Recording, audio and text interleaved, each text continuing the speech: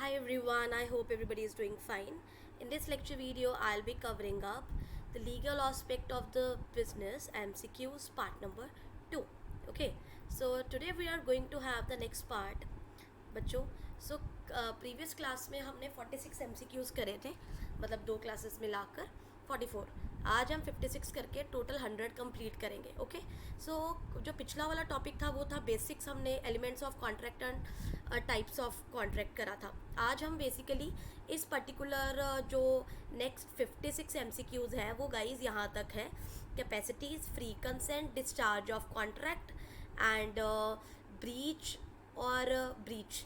Remedies और quasi अभी इस वाला पीडीएफ में कवर नहीं होगा, ठीक है. रेमेडीज और क्वाजी हम नेक्स्ट में करेंगे. फटाफट से स्टार्ट करते हैं जल्दी जल्दी से.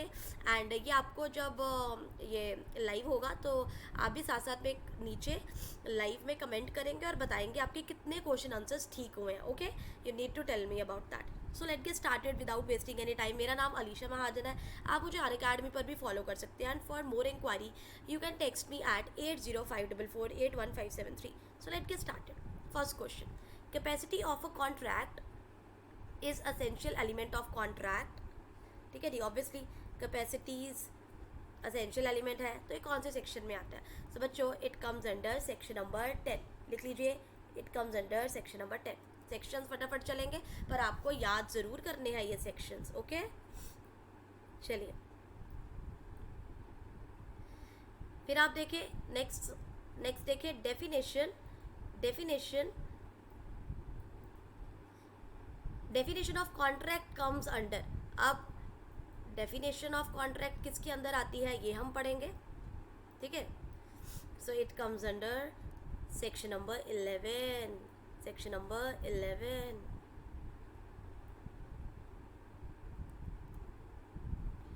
सो बेसिकली ये जो डेफिनेशन है या कैपेसिटीज ऑफ कॉन्ट्रैक्ट है ये इसी की के बारे में बात कर रहा है. बेसिक कॉन्ट्रैक्ट की डेफिनेशन के बारे में नहीं बात कर रहे. मतलब capacities of contract essential element है, ये सेक्शन 10 में आ रहा है. और कैपेसिटी की ही डेफिनेशन, मतलब कैपेसिटी क्या होता है कि आप साउंड माइंड के हो, आपकी एज 18 साल से ऊपर हो, आप डिसक्वालीफाइड ना हो कॉन्ट्रैक्ट का, वो. तो यहाँ पर कॉन्ट्रैक्ट एक्चुअल वाले कॉन्ट्रैक्ट की बात मत करना, फर्स्ट चैप्टर वाले. ये कैपेसिटी ऑफ ए कॉन्ट्रैक्ट है, ठीक है ji. So definition of capacity of a contract comes under, capacity of a contract comes under बच्चों, it comes under our chapter number section number 11. So write it down this as well, very important.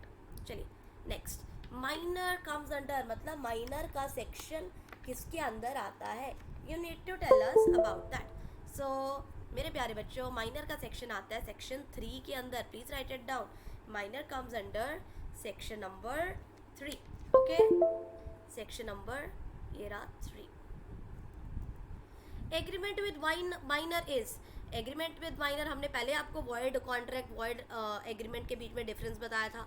So minor के साथ contract करना शुरू से ही गलत होता है. सो शुरू से ही गलत होने वाले कॉन्ट्रैक्ट को हम क्या बोलते हैं, हम बोलते हैं वॉइड एब इनिशियो. और जो शुरू से ही गलत है गाइज, जो शुरू से गलत होता है इट मीन्स वो कभी कॉन्ट्रैक्ट बना ही नहीं. तो जो चीज़ कभी कॉन्ट्रैक्ट नहीं बनी वो हमारी होती है वॉइड एब इनिशियो. इसीलिए आंसर 2 है. और वो कॉन्ट्रैक्ट नहीं है तो कॉन्ट्रैक्ट वर्ड नहीं यूज़ कर सकते, तो हम एग्रीमेंट वर्ड यूज़ करेंगे. So option number 2 and 3 are the correct. That is option number 5. Agreement done on minority can't be carry forward after attaining majority. For example, आपने कोई एग्रीमेंट करा 17 की उम्र में, ठीक है जी, कर रहे हो, अब आप 18 साल के ऊपर हो गए. नाउ आप सेम कॉन्ट्रैक्ट को कैरी फॉरवर्ड नहीं कर सकते मेजॉरिटी की एज गेन करने में, मतलब 18 प्लस होने पर. इसे क्या कहते हैं बच्चों, इसे हम कहते हैं नो रेटिफिकेशन. रेटिफिकेशन मतलब तुम कर सकते हो मतलब माइनर वाला कॉन्ट्रैक्ट मेजर में लेके जा सकते हो. बट नो रेटिफिकेशन कहता है नहीं, आपको दोबारा से बनाना पड़ेगा कॉन्ट्रैक्ट. तो नो रेटिफिकेशन का मतलब ये होता है कि जब तुम माइनॉरिटी वाला जो एग्रीमेंट है वो मेजॉरिटी तक पहुंचने में तुम उसे नहीं लेके जाते. Minor can't be stop from denying the truth. आपको पता है अगर कोई माइनर है दैट इज 18 साल से नीचे है, 17 का है, 16 का है, 15 है, वो झूठ भी बोल सकता है कि मैं तो 19 का हूँ, मैं तो 20 का हूँ. तो मतलब तुम उसे रोक नहीं सकते झूठ बोलने से. It means you can not stop him. Can not stop का मतलब क्या होता है? स्टॉप का मतलब होता है ई स्टॉप, और कैन नॉट का मतलब no. So answer is option number 2, that is you can not stop it, that is no estoppel. Okay, next is minor is not liable to restore the property under agreement even through he fraudulently do so comes under. restore the property मतलब minor ने आपसे कोई let's suppose watch ले ली है, अब तुम उससे restore नहीं कर सकते प्रॉपर्टी, उसने गुम कर दी या कुछ ऐसा है. क्यों? वो चाहे धोखेधड़ी से तुमसे एज के बारे में छुपा कर वो करे, you can not do that. इसको क्या हम बोलेंगे? We will call it no restitution. No restitution मतलब तुम कोई प्रॉपर्टी अगर तुमने माइनर को दे दी है और उसने या फिर धोखे से ली है, तुम उसे वापस नहीं ले सकते. That is called no restitution. That is option number 2. कहते हैं no liability of minor. Liability की कोई गलती मतलब लाइबिलिटी मतलब उसे हर्जाना नहीं भुगतना पड़ता टॉर्ट के केस में. टॉर्ट का मतलब होता है सिविल रॉन्ग, जैसे तुम देश के कानून तोड़ते हो. कहते हैं माइनर क्या है? Agreement enter into agreement for its benefit. अगर माइनर का बेनिफिट हो रहा है मतलब लॉस के लिए वो लायबल नहीं है बट बेनिफिट के लिए लायबल है, ये दूसरा ऑप्शन कहना चाहता है. Minor can be partner in profit, वही प्रॉफिट में है, लाइबिलिटीज में नहीं है. Minor can be fully paid up share holder. Fully paid up share holder का मतलब है जिसको पैसे नहीं पे करने पड़ते, अब सिर्फ उसे बेनिफिट आएगा. आपने बताना है what is the wrong option regarding minor. So minor के रिगार्डिंग रॉन्ग ऑप्शन क्या है? सो मेरे प्यारे बच्चों, लाइबिलिटी माइनर की दो ही जगह होती है, ये याद रख लो आज ट्रूथ. पहला केस टॉर्ट के अंदर. टॉर्ट होता है सिविल रॉन्ग. आपने सिविल देश के कानून को तोड़ा है, आप उसमें लायबल हो. सो इन्होंने बोला कोई लाइबिलिटी नहीं है, गलत है, लाइबिलिटी है, आपको हर्जाना भुगतना पड़ेगा. Second is necessity. नेसेसिटी क्या होता है? अगर समझो तुम स्कूल में जाते हो तो माइनर की नेसेसिटी क्या होगी? स्कूल बैग, उसके लिए वॉच, है ना. अगर उसकी आंखें खराब है तो उसके लिए चश्मा भी नेसेसिटी है. इन दो केसेस के लिए वो लायबल है, मतलब उसको पैसे भुगतने पड़ेंगे. पर बाकी कोई भी केस में वो लायबल नहीं है. मतलब बेनिफिट के अंदर के वो डाल सकता है, लॉसेज में वो लायबल नहीं है, प्रॉफिट्स में वो हिस्सेदार है, लॉसेज में हिस्सेदार नहीं है, fully paid up share holding में वो हिस्सेदार है, अदरवाइज नहीं है. सो रॉन्ग ऑप्शन क्या हुआ? Option number 1, that is. तो हम ये इससे कंक्लूड करते हैं कि there is liability of minor in tort. Okay, एक बार मैं चेक कर लूँ कि रिकॉर्डिंग हो रही है. ठीक है. सो कई बार क्या होता है, रिकॉर्डिंग बंद हो चुकी होती है. यस. सो चलिए, सो हमने कर लिया 8th क्वेश्चन. नाउ 9 कहते हैं सिगार और टोबैको. सिगरेट, शराब, टोबैको ये नेसेसिटी है माइनर की. कहते शादी नेसेसिटी नहीं है.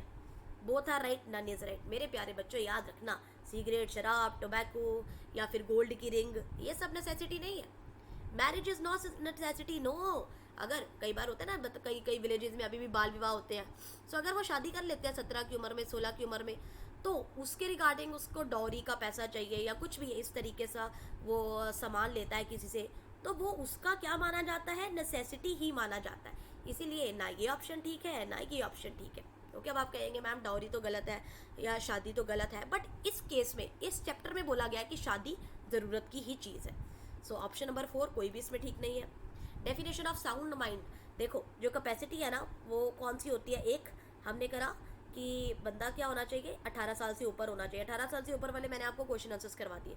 सेकंड, कैपेसिटी वाले चैप्टर के क्या पॉइंट होते हैं? साउंड माइंड, मतलब वो सही साउंड माइंड का होना चाहिए, रैशनल थिंकिंग वाला होना चाहिए. तीसरा होता है डिसक्वालीफाइड फ्रॉम कॉन्ट्रैक्ट. अब हम वो भी कर लेंगे इसके बाद कि पर्सन कब डिसक्वालीफाई होता है.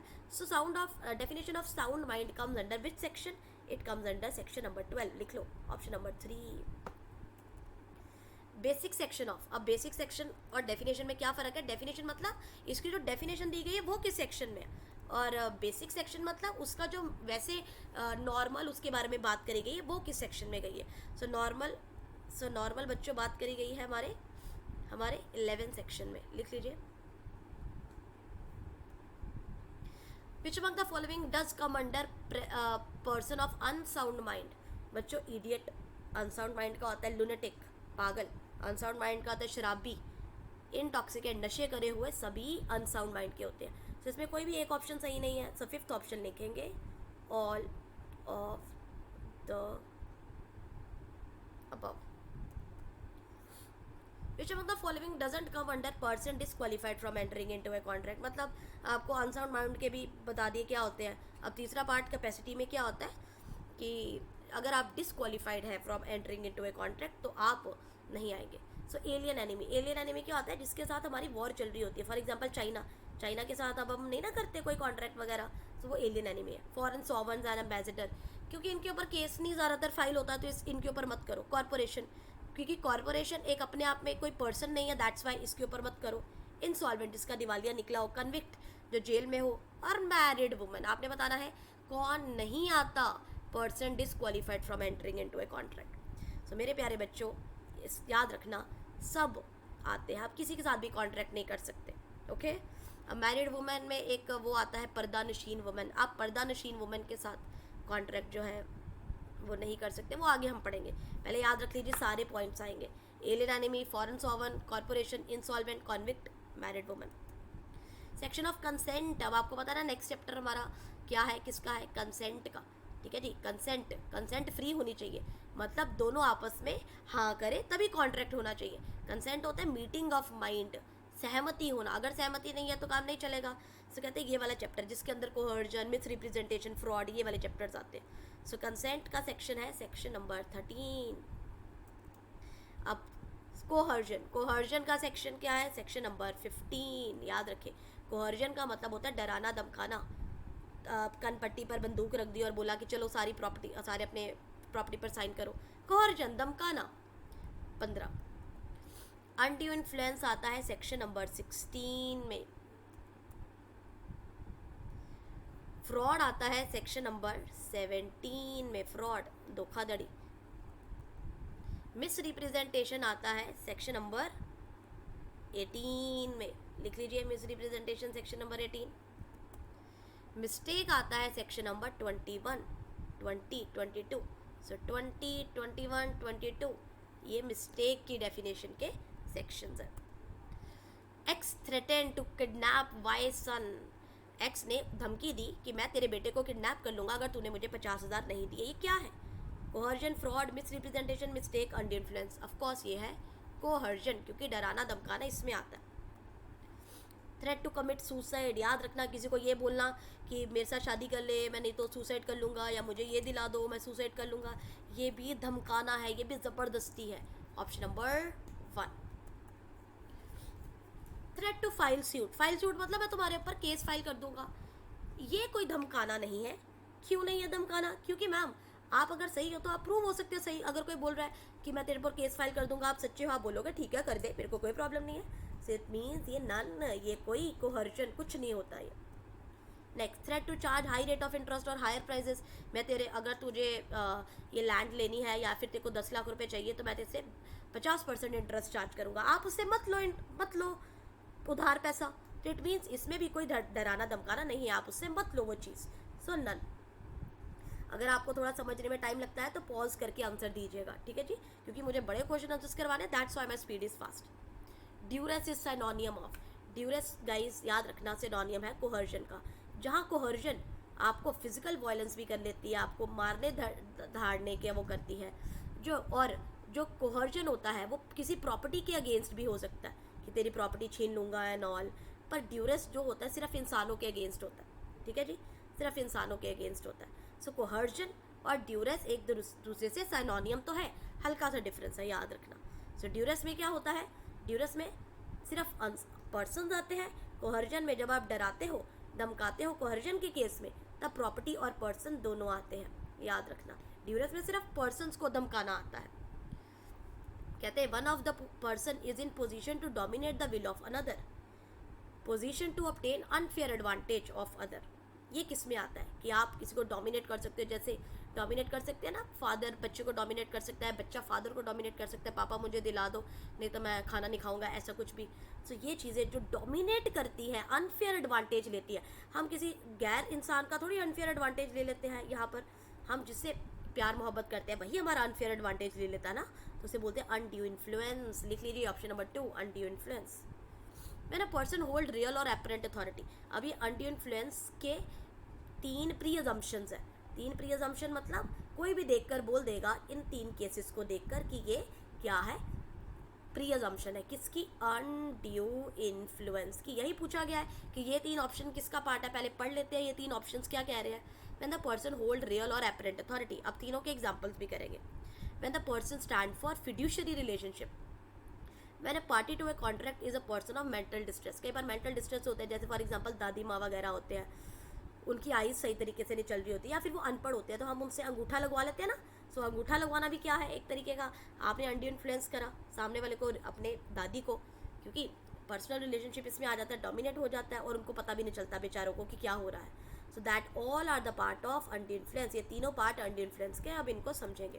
पहला, मास्टर और सर्वेंट, मनी लेंडर और borrower, police officer accused, income tax officer assessee. ये रिलेशनशिप किसका है? याद रखिए, इसे रियल और एपरेंट अथॉरिटी कहते हैं, वास्तविक या स्पष्ट अधिकार कहते हैं।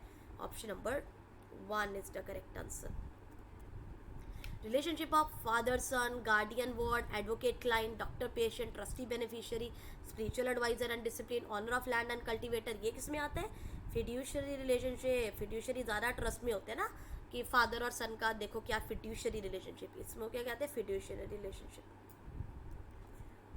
अब बंदा बीमार है तो बीमारी में कॉन्ट्रैक्ट साइन कर देता है, मेंटल हेल्थ खराब है, ओल्ड पर्सन, दादी माँ वाली एग्जांपल दी, ये कौन से कॉन्ट्रैक्ट में आते हैं, कौन से पॉइंट में आते हैं? ऑप्शन नंबर 3, मेंटल डिस्ट्रेस में।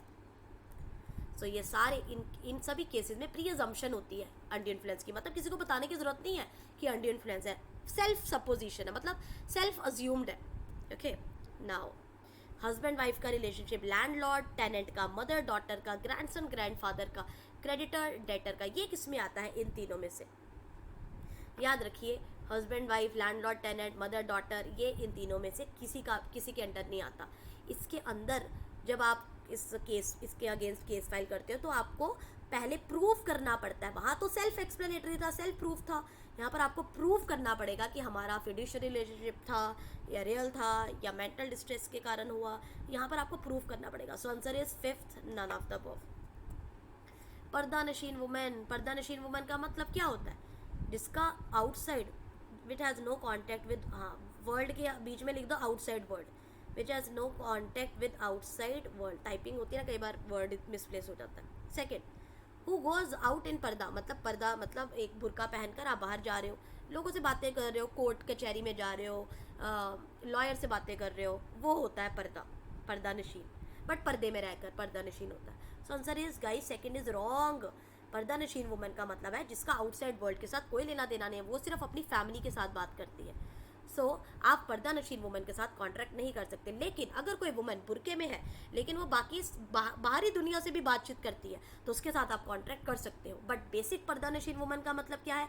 आप आउटसाइड वर्ल्ड के साथ कॉन्ट्रैक्ट नहीं कर सकते। तो इसका आंसर ऑप्शन नंबर ए होगा।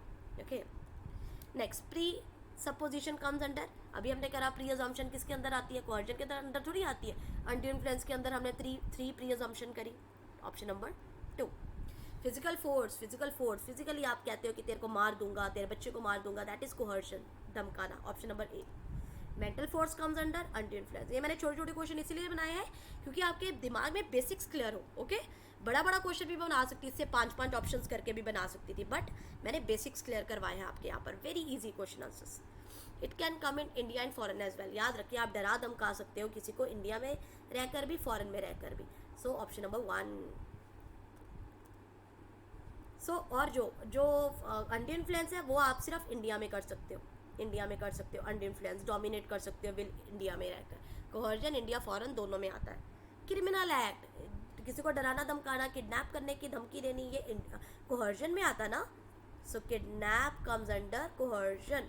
Okay, unwarranted positive assertion mean, unwarranted positive assertion का मतलब क्या है? देखो, ये किसका पार्ट है? बेसिकली मिस रिप्रेजेंटेशन का पार्ट। पहले हेडिंग डालो, मिस रिप्रेजेंटेशन। कहते हैं दोनों पार्टीज, जो ए और 2 पार्टीज है, दोनों को लगता था कि राइस ना 100 किलो के हैं, 100 रुपये किलो के हैं, और दोनों ने ये मानकर 100 रुपये में बेच दिए। तो ये क्या हुआ? एक्चुअल में वो कितने के थे? 90 रुपये के थे।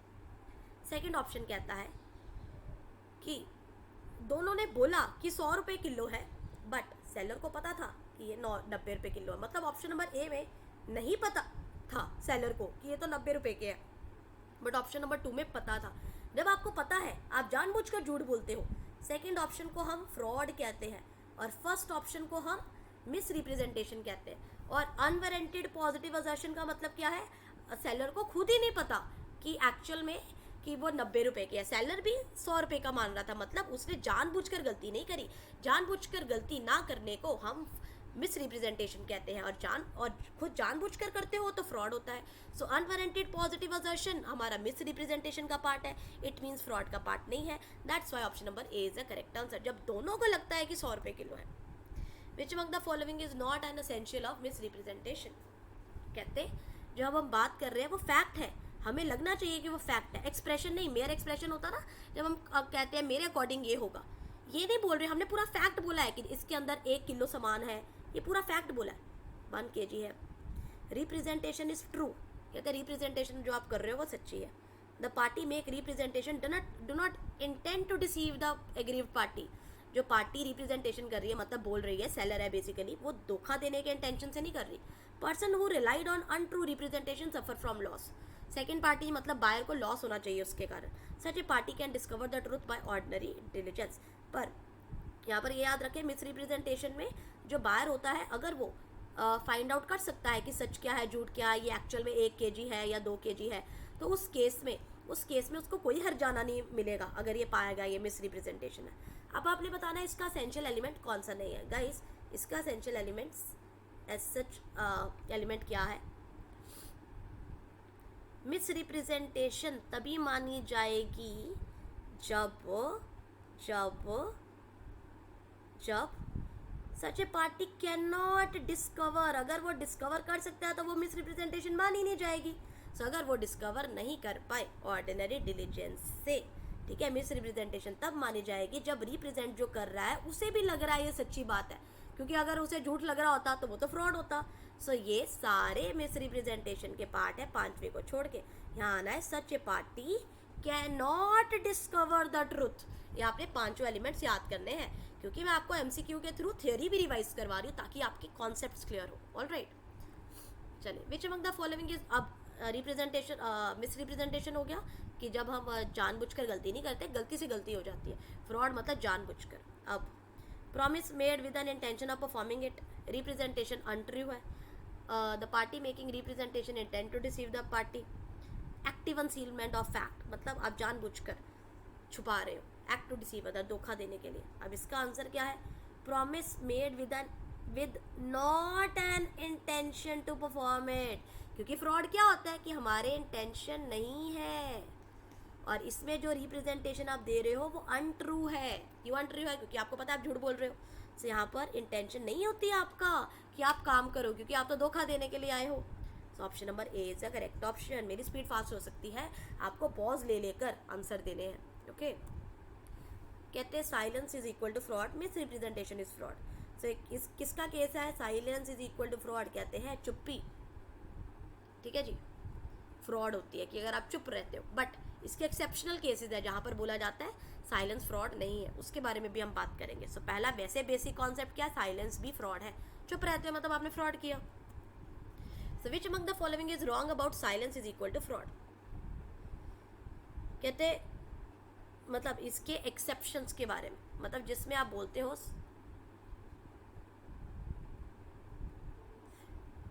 सो साइलेंस इज फ्रॉड, अब उसी के बारे में हम बात कर रहे हैं। वैसे बोला जाता है, वैसे क्या बोला जाता है कि चुप रहना फ्रॉड नहीं है, बट इन केसेस में चुप रहना फ्रॉड है। सो बेसिक कॉन्सेप्ट क्या हमारा है, बेसिक कॉन्सेप्ट हमारा क्या है, साइलेंस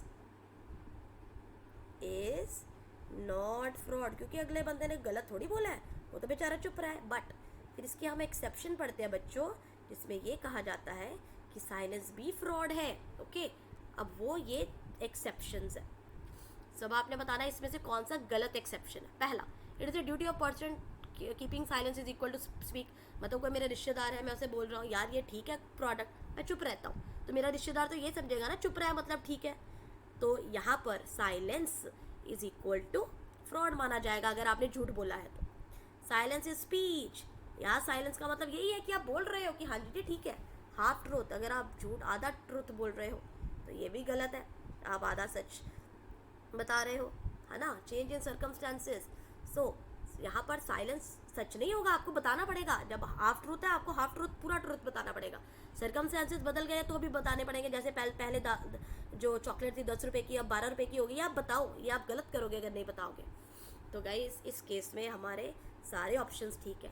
मतलब ये एक्सेप्शंस है किसका, जिसमें बोलते हैं silence is speech, sorry silence is not fraud. But ये वो केसेस है, चार केसेस जो कहते हैं साइलेंस फ्रॉड है। अगर साइलेंस का मतलब बोलना है, अगर साइलेंस का मतलब अगर साइलेंस के रहते आप आधा सच मतलब आधा सच बता रहे हो तो वो भी फ्रॉड है। सर्कमस्टेंसेस बदल गए और आप चुप हो तो भी फ्रॉड है। ओके, सो ये चारों एक्सेप्शंस है, याद रखिए।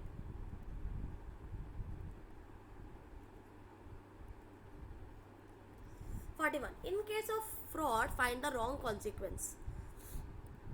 कहते हैं जब फ्रॉड होता है ना, जो एग्रीव्ड पार्टी है, एग्रीव्ड को सफरिंग पार्टी कहते हैं, मतलब जिसका नुकसान हुआ होता है, वो कैंसिल भी कर सकता है कॉन्ट्रैक्ट और एक्सेप्ट भी कर सकता है।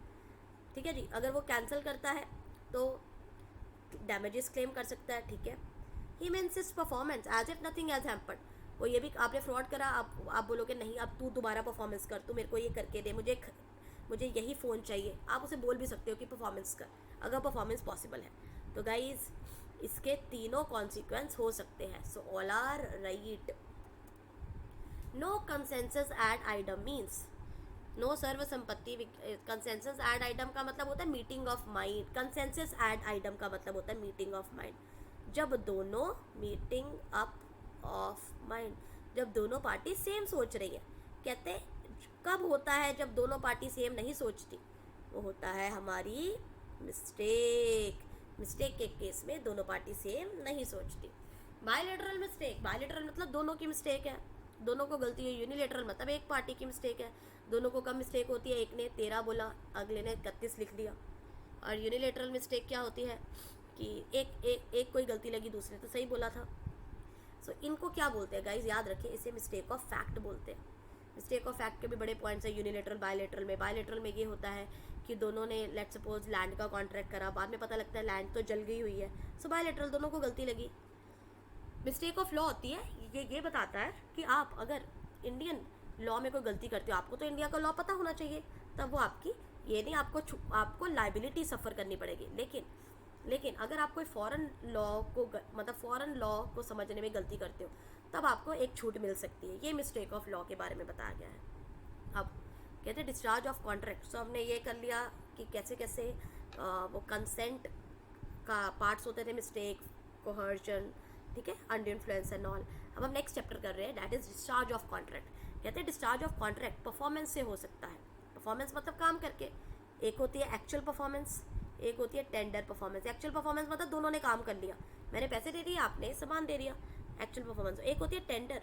टेंडर मतलब एक ने बोला है मालिक मैं आपका बिल्डिंग बना दूँ, अगला कहता नहीं नहीं यार मैं मेरा मन नहीं है। सो एक ने काम करने से मना कर दिया, दूसरे ने ऑटोमेटिकली मना कर दिया, ऑटोमेटिकली डिस्चार्ज हो गया कॉन्ट्रैक्ट आना था, कॉन्ट्रैक्ट डिस्चार्ज हो गया। कॉन्ट्रैक्ट मतलब कैंसिल हो गया। तो कहते हैं ये किस सेक्शन में आता है? ये सेक्शन में आता है 37 और 38। जब हम डिस्चार्ज करते हैं, कैंसिल करते हैं कॉन्ट्रैक्ट को परफॉर्मेंस करके। सेकेंड होता है बाय, एक है breach of contract. Breach of contract मतलब या तो एक या तो दोनों ही काम नहीं करते हैं। ये किस सेक्शन में आता है? ये सेक्शन में आता है 73 और 74। लिखते जाओ sections. Discharge of contract done by mutual agreement. अब म्यूचुअल एग्रीमेंट के बड़े पार्ट्स हैं, वो हम समझाएंगे। म्यूचुअल एग्रीमेंट कौन से सेक्शन में आता है? म्यूचुअल एग्रीमेंट आता है 62 63 में। आगे सब पार्ट्स होते हैं ना, इसलिए मेन सेक्शन हमने याद करने 62 63। Discharge of contract by impossibility. Impossibility दो तरीके की होती है, एक प्री इम्पॉसिबिलिटी, एक सुपर विनिंग इम्पॉसिबिलिटी। एक प्री कॉन्ट्रैक्चुअल इम्पॉसिबिलिटी, एक सुपर विनिंग। प्री मतलब पहले नहीं हो सकता है, जैसे आप मरे हुए बंदे को जिंदा नहीं कर सकते पहले से ही। सुपर विनिंग इम्पॉसिबिलिटी होती है जब फॉर एग्जांपल मैं बात करूं कि मैंने कोई कॉन्ट्रैक्ट करा और 3 महीने बाद जो एक लैंड या एक बिल्डिंग थी उसमें आग लग जाती है। पहले तो कॉन्ट्रैक्ट वैलिड था, बाद में इम्पॉसिबल बना क्योंकि बिल्डिंग में आग लग गई और हमने तो 3 महीने पहले ही कॉन्ट्रैक्ट करा हुआ था, ठीक है ना। So that is called supervening impossibility. दो तरीके की इम्पॉसिबिलिटी होती है, इसके बारे में भी हम बात करेंगे। अब इम्पॉसिबिलिटी वाला सेक्शन कौन सा है? इम्पॉसिबिलिटी का सेक्शन है हमारे पास 56, याद रखें।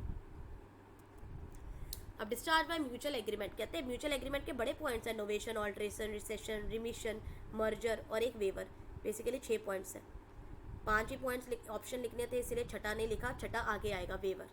सो ये तीनों में से आपने बताना है, जब पार्टीज भी नहीं होती है, टर्म्स एंड कंडीशंस भी नहीं आप डिसाइड करते हो। पार्टीज भी नहीं होती है मतलब ओल्ड से न्यू बन जाती है, पहले 2 थी अब 3 हो गई, बट कंसेंट की ज़रूरत है दोनों पार्टीज़ की, और टर्म्स एंड कंडीशन भी बदल जाती है, उसे हम बोलते हैं नोवेशन। याद रखना, जब नई पार्टीज भी कॉन्ट्रैक्ट में एंटर होती है और नई टर्म्स एंड कंडीशन भी। नेक्स्ट, जब आप कॉन्ट्रैक्ट कैंसिल कर देते हो परफॉर्मेंस होने से पहले ही, इसे हम बोलते हैं रीसेशन। दैट इज म्यूचुअल एग्रीमेंट आपने करा और कॉन्ट्रैक्ट परफॉर्म करने से पहले आपने मना कर दिया, यार मैं आपके घर डीजे नहीं बजा सकता, कोई बात नहीं, ठीक है, तो दोनों ने कैंसिल कर दिया, उसने पैसे नहीं दिए। जब हम बात करते हैं सिर्फ पार्टी सेम रहती है, सिर्फ टर्म्स एंड कंडीशंस बदलती हैं, सिर्फ terms and there is only change in terms and condition, उसे हम बोलते हैं ऑल्ट्रेशन। नोवेशन में टर्म्स भी बदलती है, पार्टीज भी बदलती है, ऑल्ट्रेशन में सिर्फ टर्म्स एंड कंडीशंस बदलती है। X borrowed 5000 from A, but अब उसके बाद क्या वो पैसे नहीं दे रहा 5000 रुपये। अब ए कहता है चल यार तू मुझे ना सिर्फ 2000 रुपये दे दे, 3000 रुपये रहने दे, तो व्हाट इज़ दैट, आप सेटल फॉर द लेस हुए हो। सो जब आप कम के लिए लेस सेटल होते हो उसे बोलते हैं रिमिशन। जब आप कम के लिए सेटल हो जाते हो उसे बोलते हैं remission. Next, emerging inferior right to superior right. आप किसी के घर में रह रहे हो, रेंट पर रह रहे हो, अब आपने इतने पैसे जोड़ लिए कि आप वो पूरा का पूरा जो रेंट पर घर रह रहे हो वो उसे बाय कर लिया आपने। इट मीन्स पहले आपका इन्फीरियर राइट्स, आप रेंट पे रहते थे, अब आपने उस जगह को खरीद लिया है। तो जब आप इन्फीरियर राइट को कन्वर्ट कर देते हो सुपीरियर राइट में, उसे हम क्या बोलते हैं, मर्ज। ओके, उसे हम मर्ज बोलते हैं। ओके, अकाउंट्स वाला मर्ज मत यहाँ पर यूज़ करें, ये लीगल एस्पेक्ट वाला। Deliberately giving up of right, आप अपना राइट डेलिबरेटली गिव अप कर देते हो, उसे बोलते हैं वेवर। मतलब आप कहते हैं छड़ पड़ा, मेरे 2000 तूने उधार देने थे ना, छोड़ पड़ा, क्योंकि वो अगला बंदा देने को रेडी नहीं है, आप मना ही कर देते हो, आप कहते कोई बात नहीं। Next, destruction of building after 3 months. Impossibility के 2 टाइप्स थी ना, 3 मंथ्स के बाद हुआ मतलब supervening impossibility.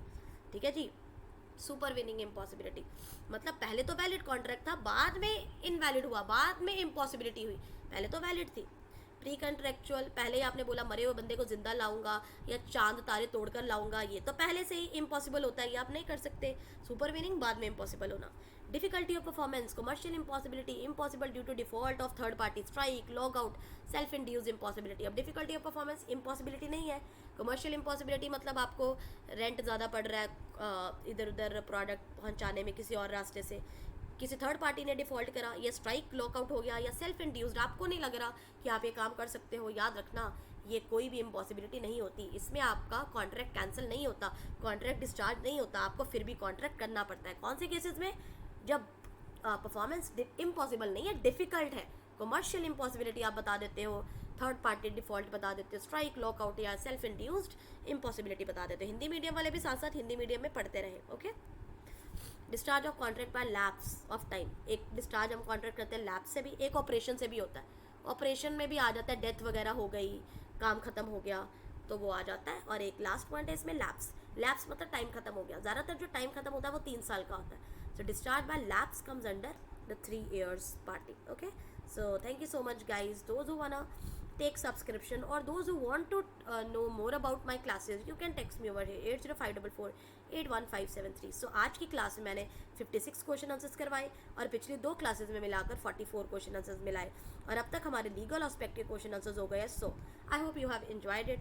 Thank you so much, take care, bye bye.